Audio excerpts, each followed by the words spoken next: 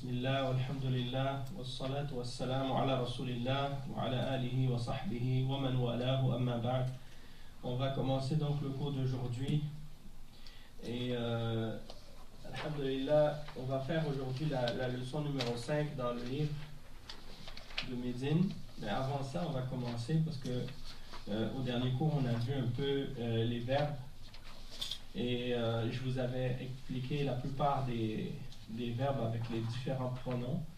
On avait vu presque tout, sauf les duels. Donc là maintenant, je vous ai mis le tableau. Puis je vous ai donné le tableau pour vous pratiquer aussi. Donc là, avec ce tableau-là, vous pouvez maintenant vérifier vos réponses et voir si vous n'avez pas fait d'erreur. Donc on va repasser ça rapidement ensemble. Damir al-mutakallim. Donc on voit ici damir, ad-dama'ir, ça c'est les pronoms, al-fi'l al-madi et al-fi'l al-mudari'. Donc dama'ir al-mutakallim, celui qui parle. Et ça c'est la première personne. Ana, nahnu. Donc c'est ana, katabtu et aktubu au présent, al-mudari'. Et nahnu, katabna, naktubu. Dama'ir al-mukhatab. Al-mukhatab, c'est la personne à qui tu t'adresses. Tu es en train de lui parler. Donc c'est la deuxième personne. Anta, katabta, taktubu. Anti, katabti, taktubina. Antuma, katabtuma, taktubani. Antuma, ça c'est le féminin. Katabtuma, taktubani. Donc les deux c'est la même chose. Masculin, féminin, au duel, c'est la même chose. Antum, katabtum, taktubuna. Antunna, taktubna, ou taktubanna. Antunna, antunna, katabtunna et taktubna. Et c'est ça. Katabtunna, taktubna. Donc ça c'est pour la deuxième personne. Et ad-dama'ir lil-ghaib ou al-ghaib, ça veut dire celui qui est absent. C'est la troisième personne. Donc huwa kataba yaktubu, hiya katabat taktubu, huma kataba yaktubani. Huma, c'est ici qu'il y a une différence au duel. Pour le féminin, c'est un ta. Katabata. Donc huma, si c'est masculin, c'est kataba. Et yaktubani, au mudari' c'est la même chose. Yaktuban, yaktuban. Yaktuban, taktuban. C'est le ta qui change. Mais au passé, le madi, kataba, katabata. C'est le ta avant le alif. Donc huma kataba, yaktubani. Huma katabata taktubani. Hum katabu yaktubun et hunna katabna taktubna. D'accord? Donc c'est ça en fait. Et ça il faut les connaître par cœur en réalité. Et c'est en fait un modèle, mais on peut l'utiliser avec tous les autres verbes, ça va être la même chose. Donc par exemple fa'ala et yaf'alu. Fa'alat, taf'alu, et ainsi de suite. Donc, vous pouvez suivre cette règle. Maintenant qu'on a vu ça, il y a une autre chose que j'aimerais vous montrer avant de commencer notre cours aujourd'hui. Et je vous ai donné la feuille. Vous avez une copie de cette feuille-là avec vous. Donc, en fait, c'est pour expliquer que dans les verbes au passé, il y a un damir. Dans le verbe au passé, il y a un damir qui est rattaché au verbe. Et ce damir, il est bon de le connaître et de l'apprendre. Et ça va vous aider beaucoup dans les arabes, dans l'avenir, quand vous allez commencer à faire les analyses des phrases et des verbes, et des phrases verbales et des phrases nominales. Là, je vais lire ça avec vous. Je veux juste que vous suiviez comme il faut pour comprendre, Inch'Allah. Donc, quand on voit par exemple ici, le premier c'est darabtu. Ok, darabtu. Et regardez l'explication qui est donnée après. Ça, c'est l'irab de darabtu qui est mentionné. En fait, ici, darabtu, ça veut dire j'ai frappé. Hein? J'ai frappé. Donc, fi'l madin, c'est un fi'l madin, il est mabni. Il est mabni. Et c'est mabni ala mada, mabni ala sukun. Parce que sur le bas, qui est la troisième lettre de la racine du verbe daraba, sur le bas, il y a une sukun. Je vais l'agrandir un peu là. Sur le bas, ici, il y a une sukun. Donc, mabni, il est sur, mabni sur le sukun, c'est-à-dire il ne va jamais changer. Toujours mabni à la sukun ici. Avec le ta qui est ici ta al-fa'il. Donc ce tout ici, là, c'est ta al-fa'il. Darabtu. Le tout ici, c'est le ta qui est là, on l'appelle ta al-fa'il. Et donc ici, le fi'l madi, à la base, quand il est à la troisième personne, tu dis daraba. Donc il est mabni ala al-fath. Mais quand tu attaches avec le ta al-fa'il, il devient mabni ala sukun à cause du ta. Donc ici, il dit mabni ala sukun l'ittisalihi bi ta al-fa'il. Donc parce qu'il est rattaché au ta ici, il devient mabni ala sukun. Donc il va toujours être comme ça. Quand il est rattaché avec le ta al-fa'il, il va toujours être mabni ala sukun ici. Et il dit wa ta damirun muttasil. Donc ce ta là ici, le ta qui est attaché à la fin, c'est un damir, c'est un pronom qui est rattaché à la fin du verbe, mabni ala dam. Il est mabni sur la dam, c'est pour ça qu'il y a toujours une dam dessus. Darabtu. مبني على الضم في محل رفع فاعل. Et l'expression qui est mentionnée à la fin في محل رفع, vous n'êtes pas obligé de vous casser la tête avec ça, parce que même si il est difficile à comprendre maintenant, mais plus tard vous allez le comprendre. En fait, c'est que lorsque quelque chose est mabni, il ne va pas changer. Peu importe la situation dans la phrase. Mais même s'il est mabni, sa place, il joue un rôle dans les arabes quand même, dans l'analyse de la phrase, il joue un rôle dans la phrase quand même. Et son rôle, étant donné qu'il est fa'il, il va toujours être marfou'. Hein? Mais ici, donc c'est pour ça qu'il dit fi mahalli raf'in. Il doit être marfou' le ta ici, parce qu'il est le fa'il, c'est celui qui fait l'action. Et en arabe, celui qui fait l'action, celui qu'on appelle le sujet en français, il est toujours marfou' à la base. Sauf si quelque chose vient le rendre mansoub ou majzoum dans le verbe. Mais là, ici, il est mabni ala sukun et il est fi mahalli raf' parce que c'est le fa'il. De toute façon, on va revenir au fa'il plus tard et avec les détails. Mais là, c'est juste pour vous montrer. Vous n'êtes pas obligé de tout mémoriser ça ou de tout comprendre ça. Mais c'est juste pour que vous sachiez que le ta qui est ici, et c'est ça que je veux que vous compreniez, ça c'est un damir qui est attaché à la fin, et c'est damir al-fa'il, hein, celui qui fait l'action. Darabtu. Le deuxième, darabna. Donc vous voyez que ici, là, c'est toujours presque la même chose.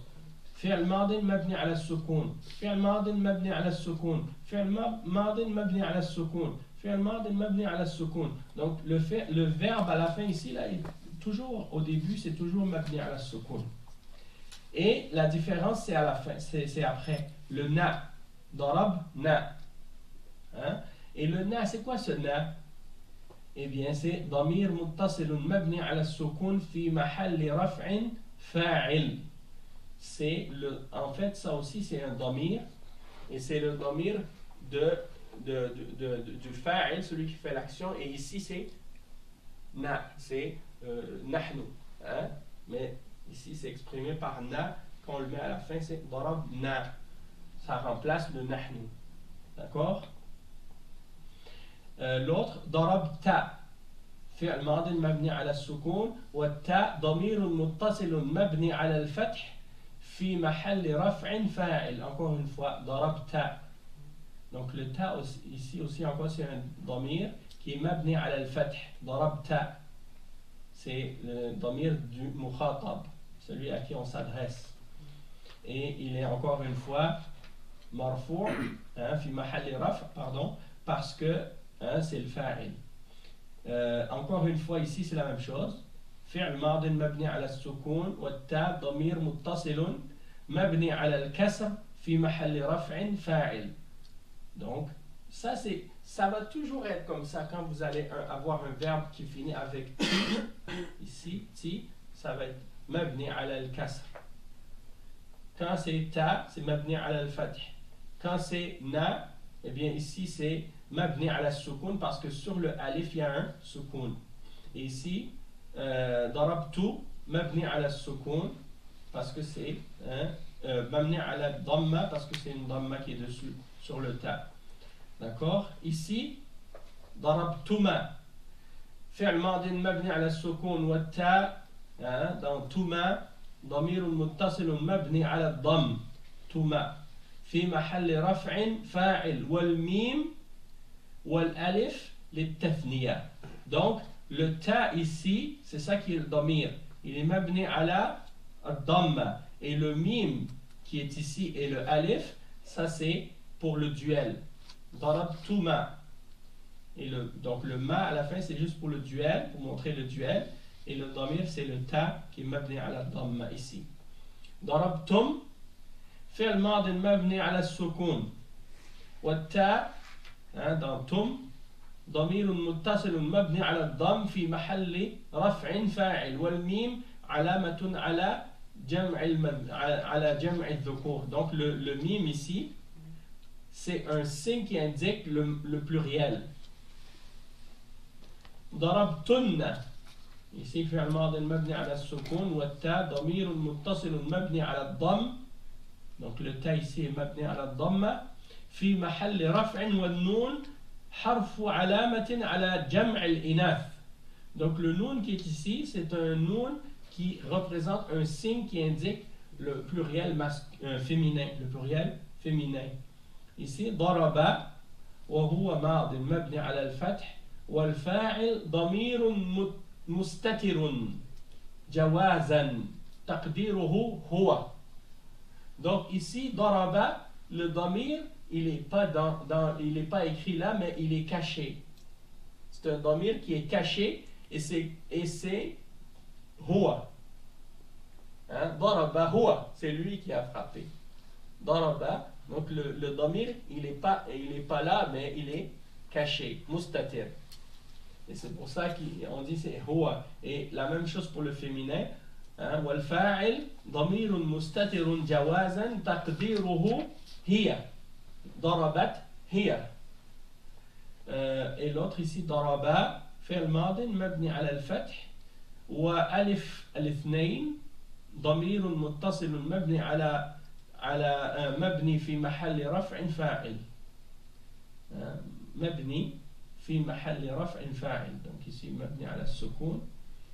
Et donc le alif ici c'est alif الاثنين et يعني il est مبني aussi. Et ici ضربتا فعل ماض مبني على الفتح والتاء حرف التأنيث. Donc le ta ici c'est حرف التأنيث, c'est-à-dire que c'est une lettre qui indique le féminin. وألف الاثنين ضمير متصل مبني على السكون في محل رفع فاعل. Donc ici aussi c'est مبني على السكون, ils l'ont pas mis là mais c'est مبني على السكون. Comme ici c'est alif qui est مبني على السكون, c'est le ضمير متصل في محل رفع parce qu'il est فاعل. ضربوا فعل ماض مبني على الضم. Donc le fi'l madi mabni ala ad-damm wal waw waw al-jama'a. Darabu, le waw qui est à la fin c'est waw al-jama'a, c'est le waw du pluriel.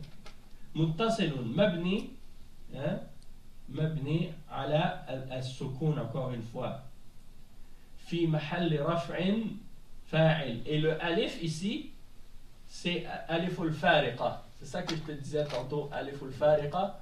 C'est un alif qu'on met à la fin du verbe après le waw al-jama'a pour le distinguer d'un verbe dont la lettre de base est un waw à la fin. Et darabna, fi'l madi mabni ala al-sukun, wa nun al-inath damir muttasilun. Donc le nun ici, à la fin, c'est un damir qui est attaché avec le verbe à la fin. Mabni ala mada, ala al-fatha. Mabni ala al-fatha. Fi mahalli raf'in fa'il. D'accord? Donc c'est juste ça que je voulais voir avec vous. Et le fait de les avoir vus, ça vous habitue, ça va vous familiariser. Quand vous allez revenir là-dessus, vous allez comprendre mieux les arabes. Et plus tard, vous allez pouvoir les mémoriser. Puis, quand vous allez analyser les verbes, vous savez reconnaître le fa'il dans le verbe au passé. D'accord? Il est attaché à la fin du verbe. Donc, ceci dit, revenons à nos moutons, comme on dit. On commence, Inch'Allah, le cours 5 d'aujourd'hui. Et je ne sais pas si je vais dire aux frères qui étaient ici la semaine que le vendredi, on va devoir retarder la prière d'Isha, en particulier le vendredi, pour qu'on ait un peu plus de temps, parce que sinon ça va être un peu serré. Donc je vais avertir les frères à l'avenir que le vendredi soir, on va essayer de retarder un petit peu l'Isha pour faire en sorte que le cours soit d'une durée qui est bénéfique. Inch'Allah. Ok. Donc, ad-darsul khamis.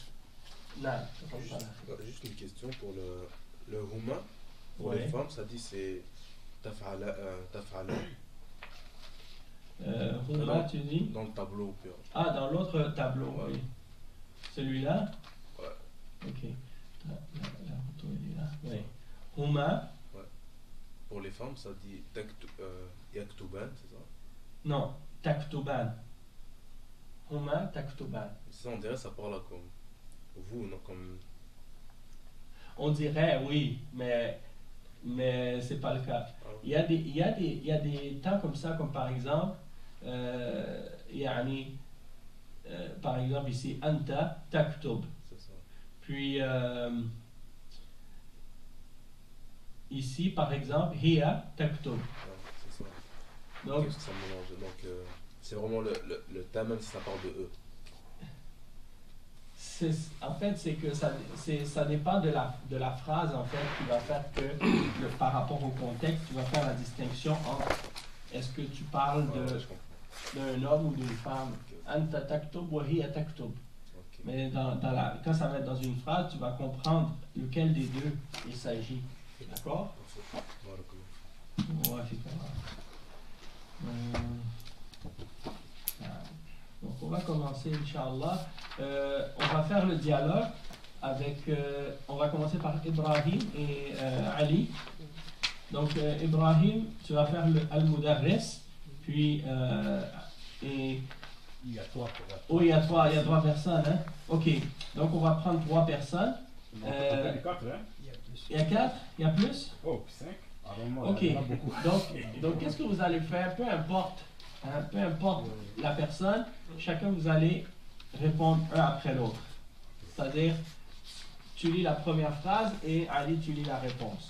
Mais tu dis le nom de la personne aussi au début pour qu'on sache qui est en train de parler. Donc, Ibrahim, tu vas faire le mudarris et le frère Ali va répondre. Puis si jamais il y a une troisième personne après, puis qu'il y a plus qu'une personne qui répond après le mudarris, c'est pas grave, tu réponds, tu fais la réponse. Okay. Chacun votre tour, vous lisez une phrase. نعم. من فتح باب الفصل حامد أنا فتحته. نعم. ومن فتح المدرس il faut bien dire. المدرس. ومن فتح النوافذ. علي أنا فتحتها. المدرس من كسر هذا المكتب أأنت كسرته يا هاشم؟ هاشم لا إني ما كسرته. المدرس رجع زكريا وحمزة وعثمان من مكة. حامد لا ما رجعوا. Ok, on s'arrête ici. On va commencer maintenant avec le frère Yani Shuaib et Yaqub à partir de Abbas. عباس يا أستاذ خرج طالب خرج الطالب خرج الطالب الطلاب الطلاب الطلاب الجدد جدد وذهبوا إلى إلى المدير المدرس أفهمت الدرس يا طلحة؟ طلحة vas-y شعيب. طلحة نعم فهمت جيدا. نعم. المدرس أكتبت الأجوبة يا فيصل؟ ماذا؟ الأجوبة الأجوبة جمع جواب. الأجوبة نعم. فيصل لا ما كتبتها. ما كتبتها. المدرس لماذا؟ فيصل لأنني ما فهمت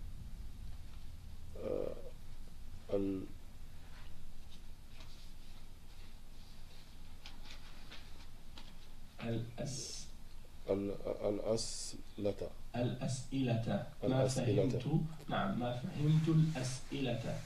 Et les deux dernières phrases. المدرس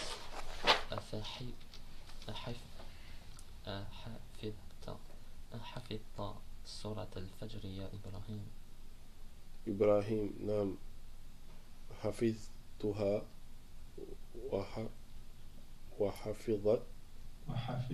وحفظت سورة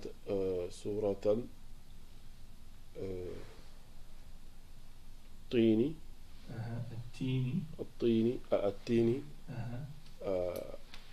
أيضا.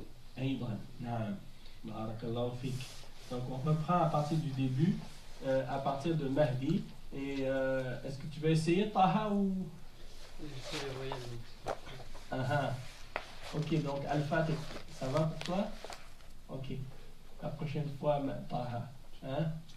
Inch'Allah, si le prochain cours, avant de venir, essaie de relire le texte.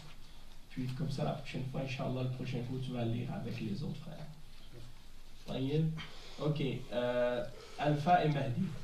المدرس من فتح باب الفصل؟ حامد أنا فتحته. المدرس ومن فتح النوافذ؟ علي أنا فتحتها. المدرس من كسر هذا المكتب؟ هاشم لا. من كسر هذا المكتب؟ أنت كسرتها يا هاشم. أنت كسرته يا هاشم. هاشم لا إني ما كسرته. ما كسرته نعم. ما كسرته. المدرس رجع زكريا وحمزة وعثمان من مكة. حامد لا ما رجعوا. طيب. Maintenant Mourad et le frère Moussa. عباس يا أستاذ خرج الطلاب الجدد وذهبوا إلى المدير. المدرس فهمت الدرس يا طلحة؟ نعم فهمته جيدا. المدرس كتبت الأجوبة يا فيصل؟ فيصل لا ما كتبتها. المدرس لماذا؟ لأنني ما فهمت ما فهمت. لأنني ما فهمت الأسئلة. نعم، هو المخاطب المتكلم، أقصد المتكلم، فيقول ما فهمت، إنني ما فهمت. طيب المدرس أحفظت سورة الفجر يا إبراهيم؟ إبراهيم نعم حفظتها وحفظت سورة التين أيضا. سورة التين أيضا. نعم، بارك الله فيك. طيب نبدأ بالتمارين إن شاء الله. السؤال الأول، أجب عن الأسئلة الآتية. السؤال الأول، أين ذهب الطلاب الجدد؟ إلى المدير. طيب، والسؤال الثاني، أفهم طلحة الدرس؟ نعم. فهم طلحة الدرس؟ نعم. طيب، كيف فهمه؟ جيدا. نعم. طيب، والسؤال الثالث، أي سورة حفظ إبراهيم؟ الفجر والتين. الفجر والتين. نعم. طيب، ومن فتح النوافذ؟ علي. طيب،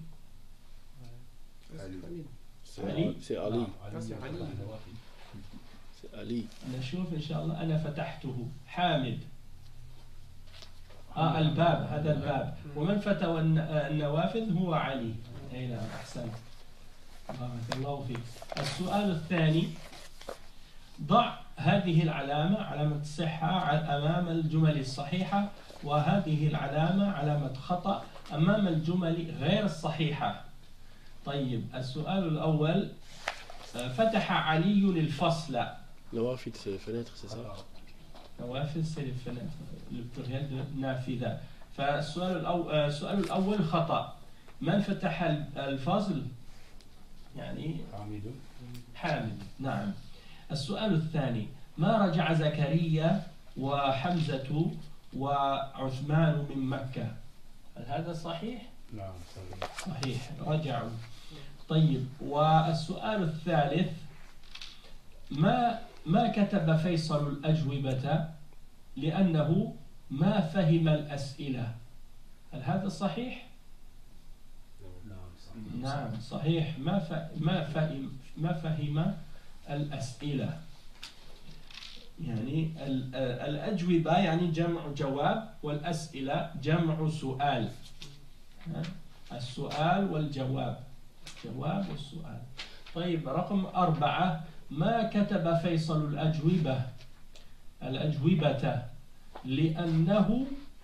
لأن قلمه مكسور؟ هل هذا صحيح؟ هذا غير موجود في القصة أصلا. هذا غير موجود في القصة. نعم. طيب، خير إن شاء الله. رقم 3، تأمل الأمثلة الآتية. Ici, on nous demande d'observer. Et il y a quelque chose à observer ici, et c'est une règle. En général, quand c'est des observations, c'est parce qu'il y a une règle à comprendre. Donc, quand on regarde ici, qu'est-ce qu'on voit? Al-Qur'anu, ok, Al-Qur'anu avec une dhamma. Et quand on le met dans la phrase, قرأ الطالب القرآن. قرأ الطالب القرآن. D'accord? Dans l'autre exemple, al-qahwatu. Al-qahwa, c'est quoi? Le café. Shariba, donc al-qahwatu. Et quand on le met dans la phrase, shariba daifu al-qahwata. Qu'est-ce que c'est al-daif? Un invité, guest. Naam. Shariba daifu al-qahwata. Donc al-qahwa, il devient avec une fatha. Et al-darsu, كتب المدرس الدرس. كتب المدرس الدرس.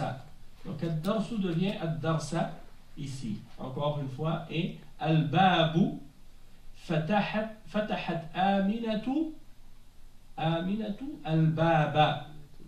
فتحت آمنة الباب.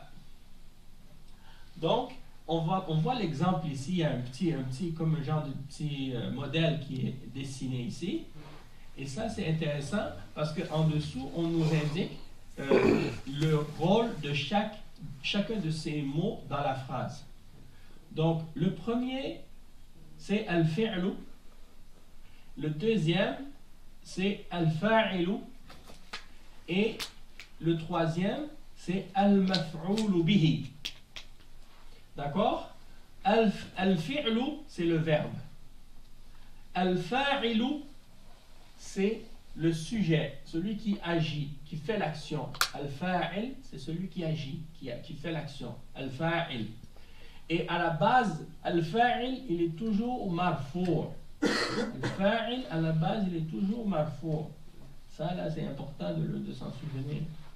Al-fa'il, il est toujours marfour. Et le fa'il, il peut être un nom ou il peut être un pronom, un damir. Et quand il est un damir, en général, il est mabni. Mais il est toujours, étant donné qu'il est mabni, peut-être qu'il est mabni à al-fath, mabni à al-sukoun, mabni à al-kasr, mais malgré tout, il est toujours fi mahal raf'. Vous comprenez pourquoi on dit fi mahal raf'? Parce que même si c'est une kasra ou une fatha, ça reste marfou quand même. C'est pour ça qu'on dit fi mahal raf'. Parce qu'il peut pas, il change pas. Donc, même s'il ne change pas, mais son rôle dans la phrase, il reste toujours le même, il va toujours être marfou. Donc, al-fa'il, al-talib, il est al-fa'il. Et al-maf'oul bihi, ça c'est l'objet. C'est-à-dire celui qui subit l'agissement de celui qui agit, qui subit l'action de celui qui agit. Il n'y a pas des cas où ça prend tanwin. Si je dis par exemple, dakhalou muslimuna masjidan, ou on dit masjida. Oui, wa alaykoum salam wa rahmatullah. Quand il est indéfini. Le mot qui prend tanwin, c'est lorsqu'il est indéfini. Si je dis, par exemple, dakhala talibu masjidan. Oui. Donc, l'élève est rentré dans une mosquée. On ne sait pas laquelle, mais il est rentré dans une mosquée quelconque. Donc, masjidan, il est indéfini. Okay. Donc, il prend le tanwin. Mais si je dis dakhala talibul masjida, Oui. al-masjida, donc là c'est défini. D'accord. Alors là, dans ce moment-là, il ne prend pas de tanwin, c'est juste une fatha. Hein? Donc, al-maf'oul bihi, il est toujours mansoub. Il est toujours mansoub. Et le signe de base du mot qui est mansoub, c'est al-fatha. Et on a appris aussi, dans qu'est-ce qu'on a étudié dans les cours précédents, que il y a, pour désigner ce qui est mansoub, il peut être manifesté par un signe qui est à la base la fatha ou par des lettres. Hein? Soit par exemple, ça peut être al-waw, hadf al-noun, c'est les al-af'al al-khamsa, on va enlever le noun. Si c'est, t'as dit al-waw ou plutôt al-waw, c'est le signe du raf' pour le jam' al-mudakkar al-salim, et pour al-asma' al-khamsa, ça c'est le waw quand il est marfou', mais quand il est mansoub, ce waw, il se transforme en ya. Muslimin, mu'minin. Hein? Par exemple, رأيت المؤمنين يعني شكرت المسلمين يعني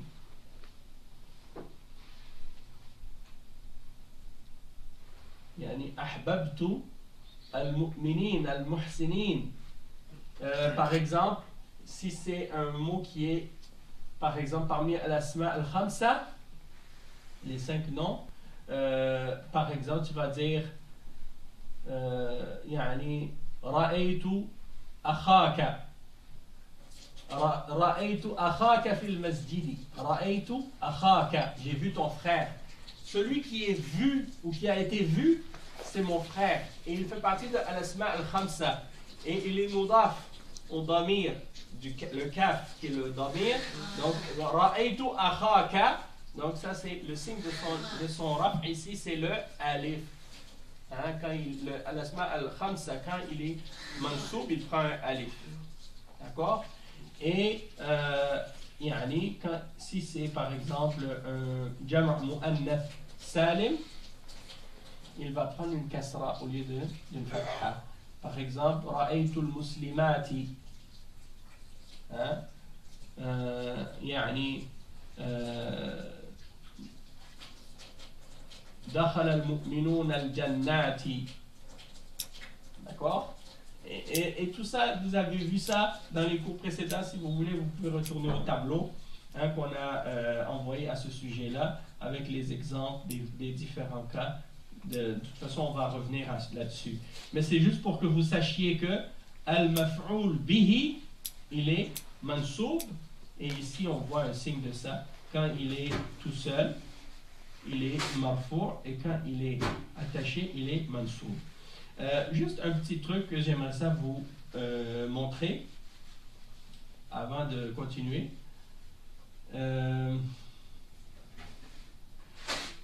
Les phrases en arabe peuvent être de deux types. Hein? Okay.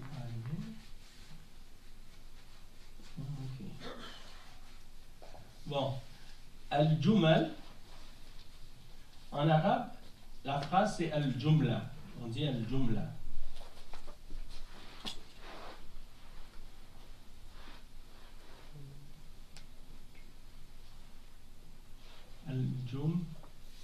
Al-jumlatu. Ça c'est la phrase.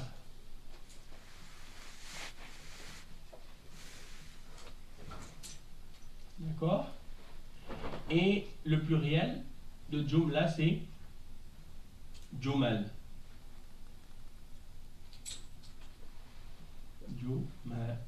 Jumalun. D'accord? Bon. Al-jumla, elle peut être jumlatun ismiya,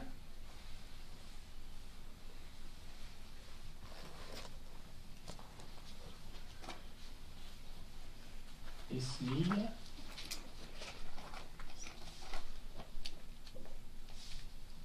et dans ce cas-là, ça va être quoi? Ça va être composé d'un mubtada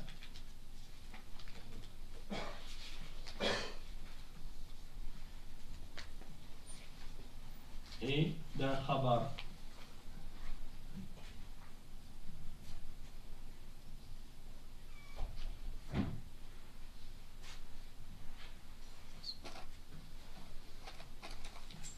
Mubtada wa khabar.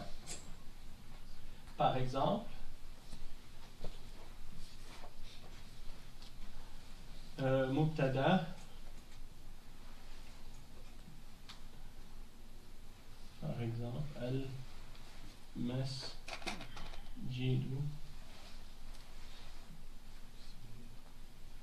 kabirun.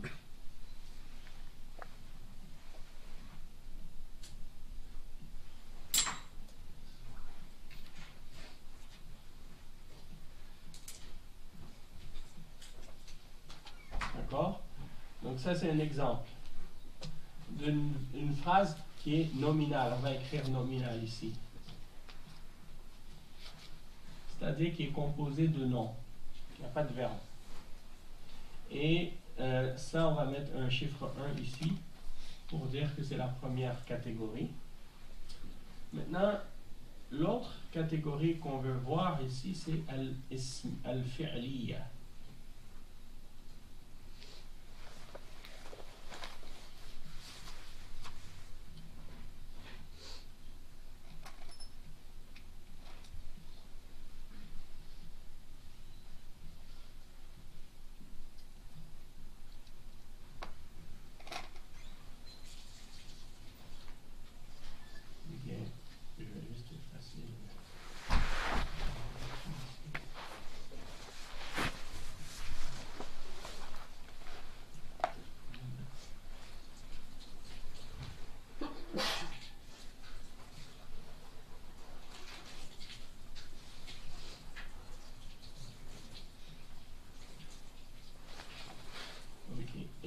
qu'est-ce qu'il est composé de quoi celle-là?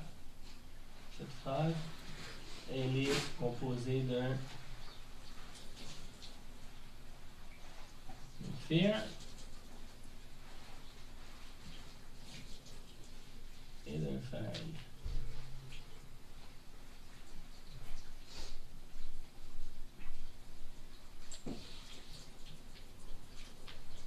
D'accord.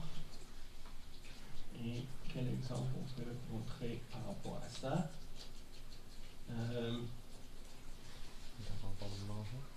Kharaja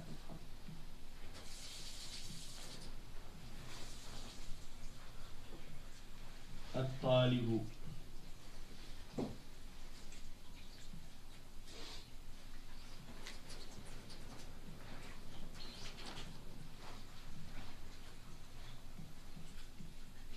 Ok, kharaja at-talibu. Donc on voit ici la phrase nominale. Et il y a ici un dhamir qui est sous-entendu, c'est huwa.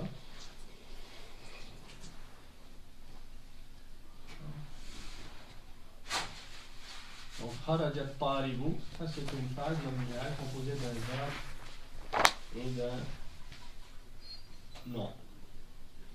Et comme dans l'exemple qu'on a vu, par exemple, tout à l'heure, on a vu dans le livre, qara'a.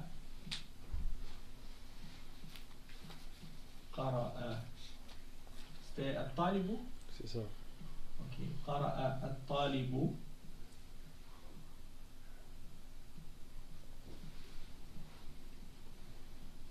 Et on a rajouté al-maf'ul bihi qui est al-Qur'an.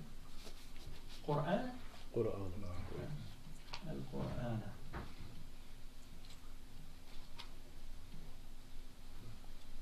Qur'ana. Donc ça c'est, comme on a vu tout à l'heure, al-maf'ul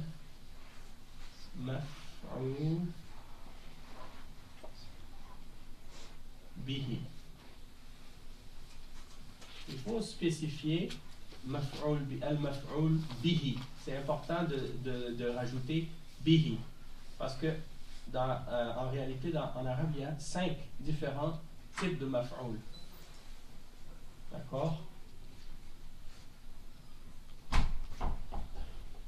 Il y a al-maf'ul bihi, al-maf'ul li ajlihi, al-maf'ul ma'ahu et al-maf'ul fihi.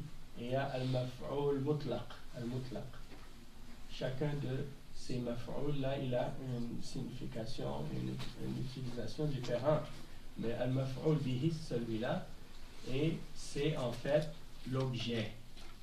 Donc al-fa'il, c'est le sujet, celui qui fait l'action, ça c'est le verbe. Et al-maf'ul bihi, c'est l'objet.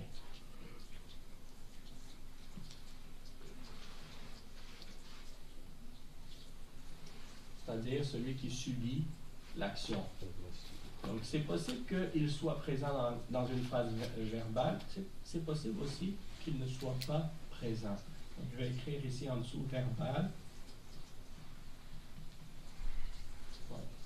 Donc je voulais juste dire aux frères par exemple qui viennent pour la salat, le vendredi, maintenant le vendredi soir, pour l'instant les temps entre Maghrib et l'Isha il est court, on n'a pas beaucoup de temps pour faire le cours. Donc, si c'est possible, le vendredi seulement, de retarder un petit peu le Isha, comme de 20 minutes, de 15-20 minutes au moins, pour qu'on puisse avancer un peu. Donc là, pour aujourd'hui, je pense que ça c'est bon. J'aurais voulu continuer avec vous un peu plus, mais étant donné que on est presque arrivé à l'heure, les gens ils commencent à venir pour le Isha. Je ne sais pas qu'est-ce qu'on pourrait faire. Si vous voulez, ça dépend de vous. Si vous voulez, on continue un petit peu encore après l'Aïcha. Une heure, ça suffit pour le moment, ça suffit pour vous. C'est comme vous voulez, parce que moi, ça ne me dérange pas. Si vous voulez, on peut continuer après l'Aïcha. Ou sinon, la semaine prochaine, on va essayer je vais parler avec les frères après la prière.